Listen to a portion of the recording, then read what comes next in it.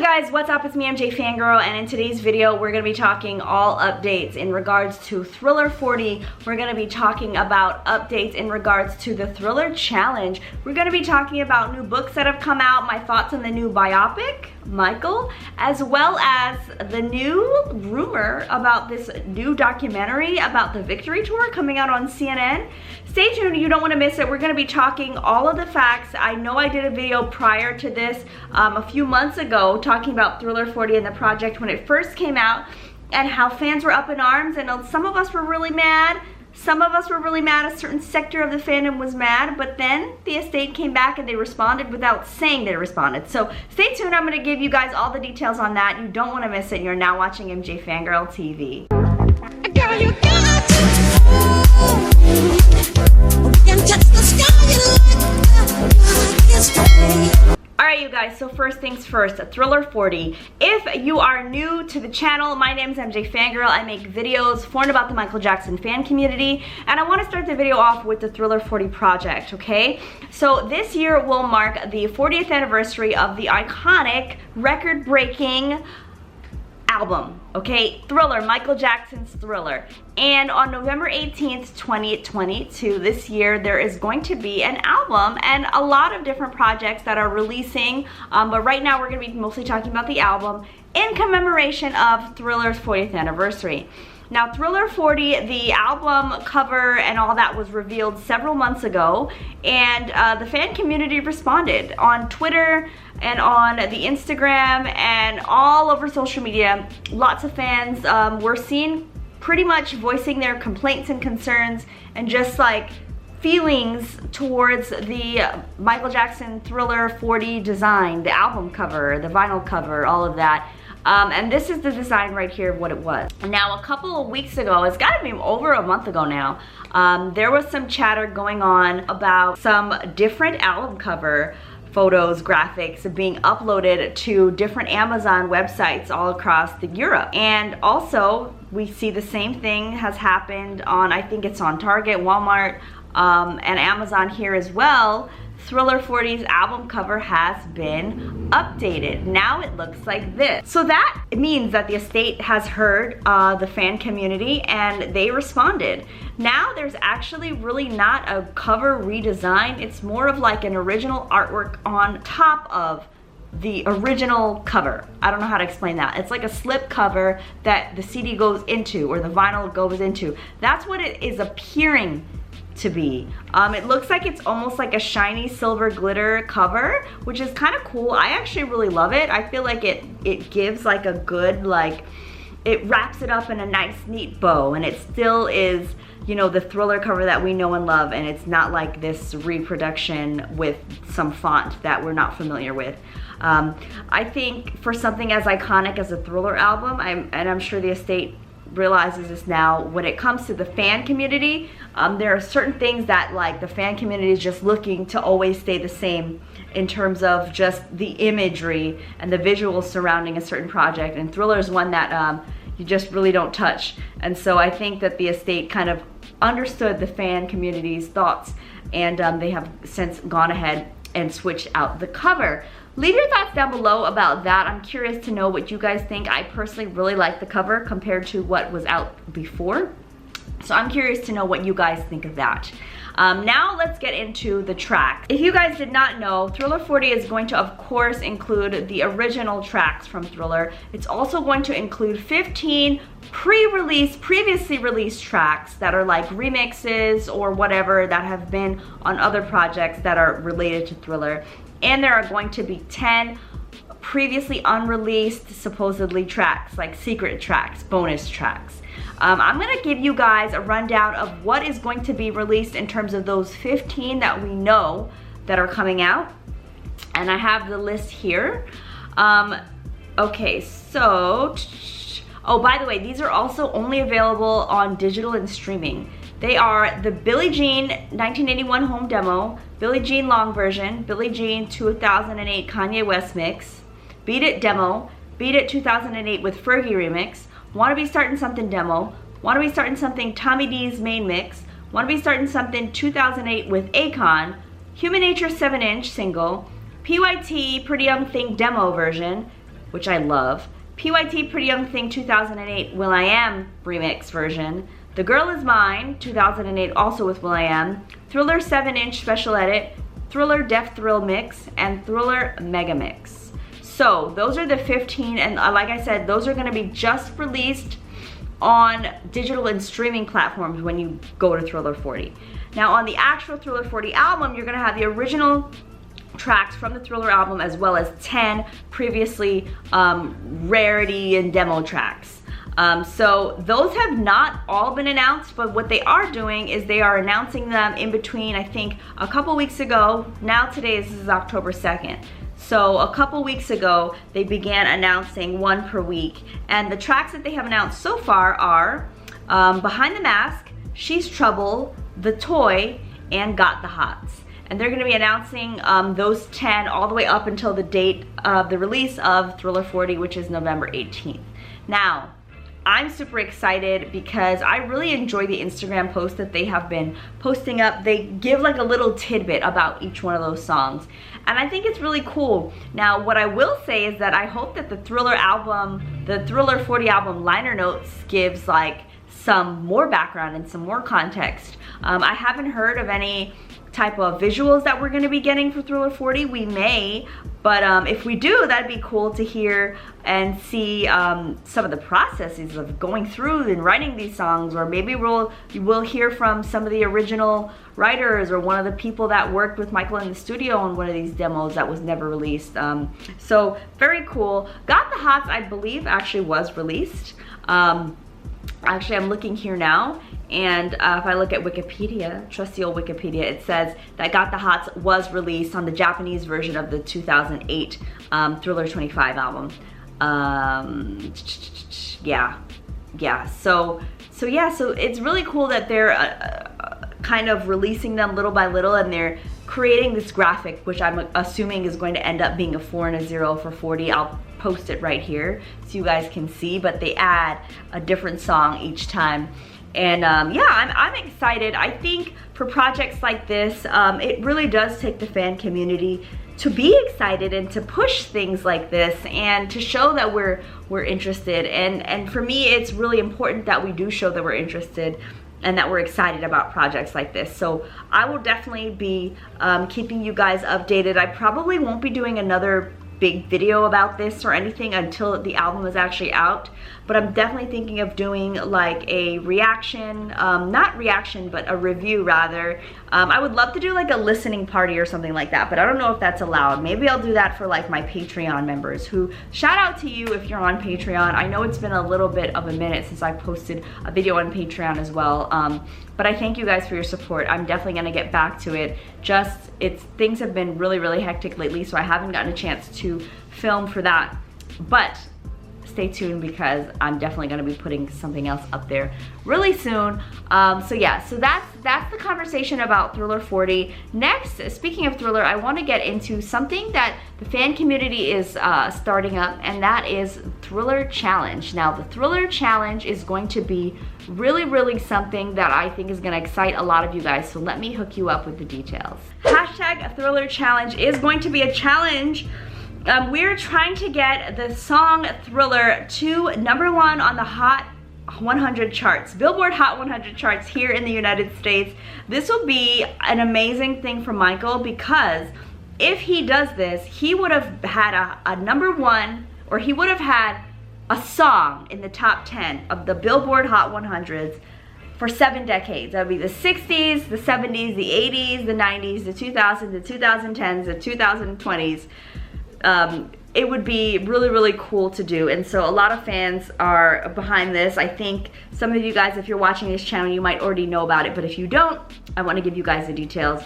And shout out to the Twitter account And Justice for Some. She does a lot of great work to help mobilize Michael Jackson's fans to do a lot of things to promote positive Michael messages online, as well as fighting for justice and making sure that the community is all on one page when we come together for movements like this. So thank her for that. And basically, you guys need to follow her account if you're not familiar with what I'm about to tell you, because she's gonna be the main Her account is going to be a great source and a great source of original information. Like, go to the source. She's the source for this Thriller challenge. So definitely make sure you follow her. And I'm gonna actually read to you one of her tweets that she tweeted, because this actually stood out to me, and that's when I was like, oh my gosh, I wanna reach out to you and figure out how I can help to spread the word about the Thriller challenge. The whole main purpose is to break this record, right? And she says here, we all know Michael loved breaking records, and since he's not here, it's up to us to do it for him. Help Thriller get to #1 on the Billboard Hot 100, okay? So he would break his own record. If this were to happen, he would break his own record of a top 10 hit in 5 different decades to 6. Kate Bush's record on Billboard Hot 100 of Running Up That Hill, because Thriller's older. And he would tie Mariah Carey for having a #1 in 4 different decades. It would just be a really, really cool thing. And the dates for this are really crucial. It's between October 28th to November 3rd. That's the week, because the Billboard Hot 100 chart is weekly. So make sure that you guys are following along for more information on her account and Justice for Some, as well as here are the rules, you guys. So it's really important to note that this Hot 100 chart is really basically consisting of radio airplay, streaming, and purchases. Purchases count way more than streaming. It takes 150 times of a song to stream to count for one sale. So it's a lot different in the way that it's counted. And of course, a lot of us already own Thriller. But if we were to purchase it, that might change, you know, something, because it counts for more than a stream. So if you're open to digitally purchasing the song Thriller, that's an option. If you're streaming, you can stream it on streaming platforms like Apple, Spotify, Apple Music, Spotify. I'm trying to think of the other ones. But yeah, you can stream it, but you just have to continually stream it. And they're gonna have a bunch of exciting events and things online to help mobilize the fan community. And also, another thing, international fans can participate in this as well. What international fans can do to help is they can visit the online websites of radio stations and help to request the song Thriller. That all helps, radio play helps. And again, I'm gonna leave some more information down in the description box of how you can participate in this, but think of it as an ode to Michael and a thank you to Michael, and a way that we can all celebrate Thriller's 40th anniversary. It'd be super cool to get that to the #1 spot. And yeah, stay tuned for more information, like I said, on Twitter and following that hashtag Thriller Challenge. Let's get Thriller to #1. All right, next, you guys, I want to talk to you guys about a book that just came out by Vincent Patterson. If you guys did not know, he's a longtime choreographer for Michael Jackson, as well as Madonna and Bjork, and some other really, really cool projects. He has a new book that just came out, and it is called Icons and Instincts. It looks like this. This is the cover. I'm gonna actually cover it with the real cover here. But I'm just looking at Target right now because I wanted to read you guys a little bit about the synopsis of the book and what it's about. I feel like it's gonna be a really interesting book because he tells a little bit of the behind the scenes of what it was like starting his dance career later in life and then becoming this awesome choreographer for some of the biggest names in pop music. So the synopsis says, for the first time, the choreographer of Michael Jackson, Madonna, Bjork, and many others reveals stage stories to his extraordinary journey. Vincent Patterson began his professional dancing career late in life. It would take an exceptional turn when he became one of the lead dancers in Michael Jackson's Beat It music video. Through hard work, he rises to the rank of choreographer and director for the world's greatest singers, but also for cinema and musical comedy.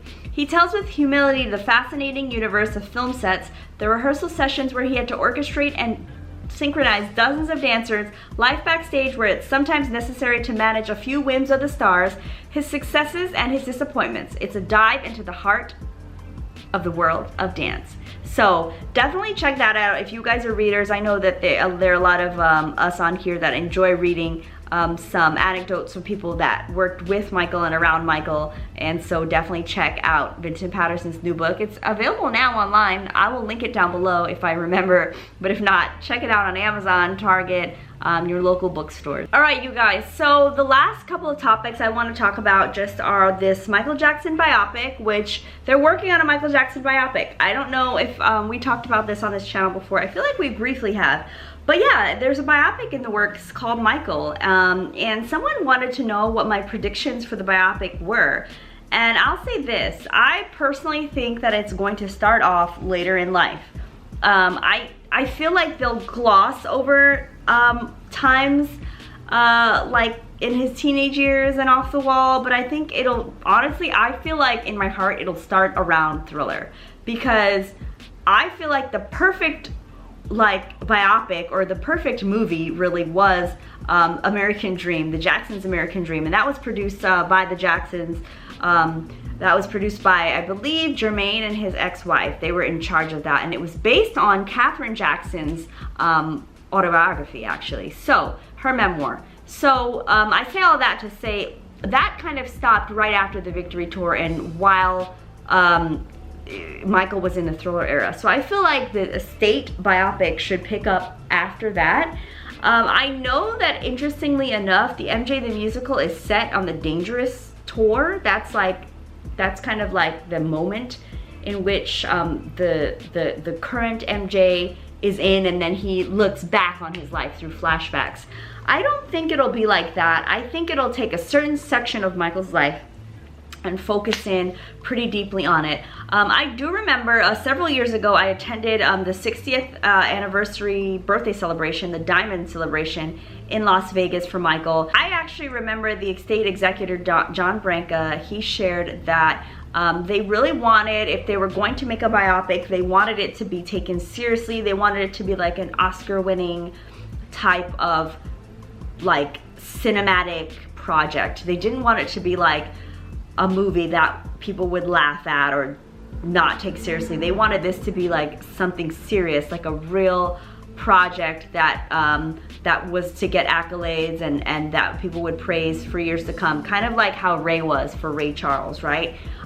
It was this huge movie with a lot of impact and great acting and great moments, and I think they want the same seriousness when they are creating like the Michael Jackson movie. And not that I think, that's what he said when I went to that question and answer event. This is years ago now, but I remember that, and that sticks out to me. And so I think that we're gonna be looking at a period of Michael Jackson's life, and I think it's gonna cover not as much as we would think. Because if you look back and you think about the movies, like even Searching for Neverland or the Man in the Mirror movie, but way back when with Flex Washington or Flex Alexander, whatever his name is, I feel like those covered way too much time and so many decades, and it was just, it's hard to take a movie like that seriously. Although I love Searching for Neverland, I actually did enjoy that movie. I do feel like when you know what, I'm not gonna say Searching for Neverland. I'm not gonna say that, because I think Searching for Neverland only covered a certain amount of time after Michael came back from Bahrain, right? So I don't know why I said that. Man in the Mirror, and there's another movie that I'm thinking of, but I can't recall what it is. But there was another Michael Jackson movie, and it covered too much a period of time, and it was just kind of silly because you don't get a chance to like focus in on like the meanings of things or the impact of them on Michael's life. And so I think for this biopic, it's gonna be focused on, I think, Thriller, Bad, Dangerous, and I think it'll end around there and may skip ahead for like the last 10 or 12 minutes, but like I would like to see something similar to almost like the Aretha Franklin movie, to where, yeah, they had some parts that were focused on like, you know, her early life, but a lot of it talked about like her rise to fame, and then a little bit of like, you know, the crashing down, and then, you know, her revival. And I think it'd be cool to see something like that when it comes to Michael, if it is going to capture his entire life. I don't know how they would do that, because Michael Jackson, the artist, has lived like 7 lives if you're looking at him as like an artist. I mean, he's been, you know, he was doing this from the time he was like 5 years old. So how are they gonna tell 45 years worth of stories in like a 2 or 3 hour movie? I don't know, but I will be here for it. And I welcome you guys to talk about it in the comments too. Like, what do you guys think? What are your predictions for this? And who do you think they're gonna cast? Now that I have no idea on. I was even skeptical when I was thinking about the MJ musical, Miles Frost, but he's amazing. And so I do think that they're gonna choose a really good person and a really great actor to play Michael. I just have no idea who. All right, now let's get into the last topic here. And this is a Victory Tour documentary. And don't even know why there would be a Victory Tour documentary. Like, is it like this 30th anniversary of the Victory Tour, or like, what is that? I don't know, but the biographer J. Randy Tabarelli, he actually wrote about this on his Facebook, and that's how it came to be. He said he was asked to be a part of a documentary by CNN done about the Victory Tour. So very, very interesting stuff. I have no idea. I tried to find his page, but I couldn't. So here's a screen capture of like what he originally said. I have no idea what this would be about, and I don't even know that it could really be about the Victory Tour. Could it be about Michael and his brothers, or could this be maybe about like a bigger story? Maybe they're doing a story about concerts and then Victory Tour is a part of it. I don't know. I mean, I think there could be a chance that it could be a positive project. I just don't see the interest of CNN. Like, I don't see where they would gauge interest on anyone wanting to watch a whole documentary about the Victory Tour. Yes, us MJ fans would love it, but like, would the general public really watch that? So I don't know if I believe that this is going to be 100% about the Victory Tour. Maybe it's a portion of something larger. You know, CNN does, like, remember they did like that special about decades or whatever. Maybe they're going to be doing a special about concerts or touring, and of course the Victory Tour was huge. It sold out stadiums, and there was a lot that went on with the Victory Tour and the ticketing, and there's a story to be told for sure, and I've heard that it was just absolutely amazing.